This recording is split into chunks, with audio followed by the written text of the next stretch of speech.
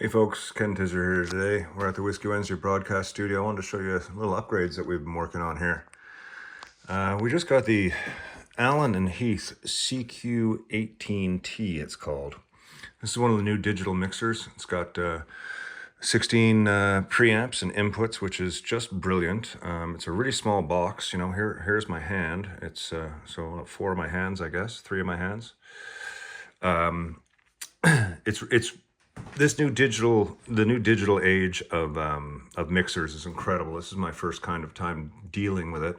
I had the Tascam M24, which we were running for the last couple of years, and it was amazing. That was a hybrid. But this one here, it's really simple. I mean, you know, you start, when you start it up, you get this quick start page, but you just go to config and you just sort of put your inputs together. It's pretty straightforward. You know, I've got the drums all colored blue and on 1 through 6, and then the bottom we've got, you know, electric vocal, electric vocal, electric vocal, and Dave's vocal. Really easy to program and get all those things in there. It's got this auto gain feature, which is pretty cool too. It just kind of does all your sort of gain staging for you. You of course can adjust it if you want on your own. You just kind of, it's all touch sensitive, and then you make your adjustments. Fantastic. Over in the processing area, you've got things like EQs, gates, compressors, and sends, which is great. You know, when you're doing your you know, what you want in your in-ears, it's just right there. It's really, really simple, and you've got all your inputs. Then you've got your stereo inputs, your FX, and your outputs as well. So all the controls are right there, really simple.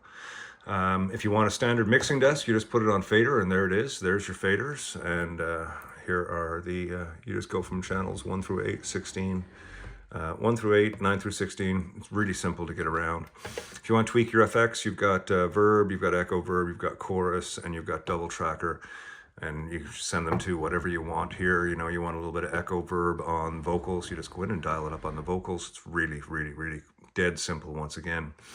And then you go back to your home, which is your quick start. So it's really cool, really easy to get around, really nice piece of kit. It's a nice steel chassis. It's a really nice thing. These buttons here are programmable to whatever you want. I don't have them set to anything. And these here are quick buttons over here to program. If you want to put one on sort of master mute or kill effects or whatever, you can do all that. And of course, anything you want to touch and move, you just touch the channel, and then the mouse turns over, or you can just do it on your own. But you know, anyways, really cool piece of kit.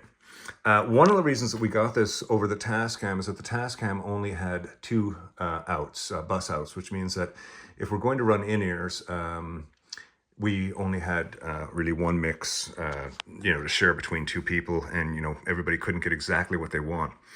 I spoke to Jeremy at Trainer, and he recommended these here, the Xvive U4 receiver and the U4 transmitter. These go together. You basically turn it on, and then there's a channel select there. There's, how many channels there? 6 channels. So you just, you know, pick channel 4 on this one, and then you pick channel 4 on this one. You've got a volume. It's pretty straightforward. How does the sound get to them? Well, you just take one of your 6 outs from this here, from the board here, and each one of these outs has its own mix. So, so you know, Neil, Ken, Mr. Grant, Dave, everybody gets their own separate mix. So Mr. Grant hears a lot of bass, Neil hears a lot of guitar, I hear guitar and vocals, Dave gets his drums kicked up. Everybody gets exactly what they want. And then they have these little transmitters, which are supposed to plug in here, but the problem with that is they're so close together that you can't actually group more than one into a thing at a time. So what I did was I bought these little 6-foot TRS cables, TRS one end, stereo cable on the other, and that gives me 6 feet. And the other thing with that, they say that these 2 units should be within a sight line of each other. And I've experimented a little bit with it, and it's got really good range so far. But I'm thinking with the 4 of these, I mean, if the mixing board is on the side of the stage, I can have a mic stand next to it, and I can take the 4 of these and put them up on the mic stand 6 feet above the board, and it's going to keep the the line of sight more clear between transmitter and receiver. So this six foot little audio cable will make a huge difference, as opposed to having everything clumped and jangled around the first board there. Anyways, these are the new ways we're running the studio here for the audio.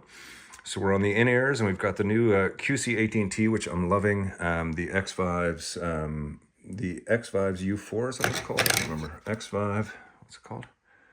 It's the U4, Xvive U4. Pretty cheap way to get into the wireless game. If you're not doing like stadium stages and stuff for clubs and stuff, it should work just fine. Really enjoy this stuff. And of course, we're running it all back through the ATEM, and we're still using the ART voice channel. Is that what this one's called? Yeah, the voice channel. Just love it. So, little update from the studio here. Thanks to Jeremy and Jason up at Long and McQuaid for helping getting this sorted out and helping getting it into our hands. And if you're looking for to get into the digital mixer world, there's lots of them out there. QSC Touch Mix has been sort of the leading one for about the last 10 years. But after doing my research, I went this way here. It's $1,000 cheaper than the QSC stuff. I think Alan and Heath is really trying to make a stamp on the, the US marketplace. They're a British company, and I think coming in and being a little cheaper than the other stuff is going to really help them, because Alan and Heath is usually really expensive gear.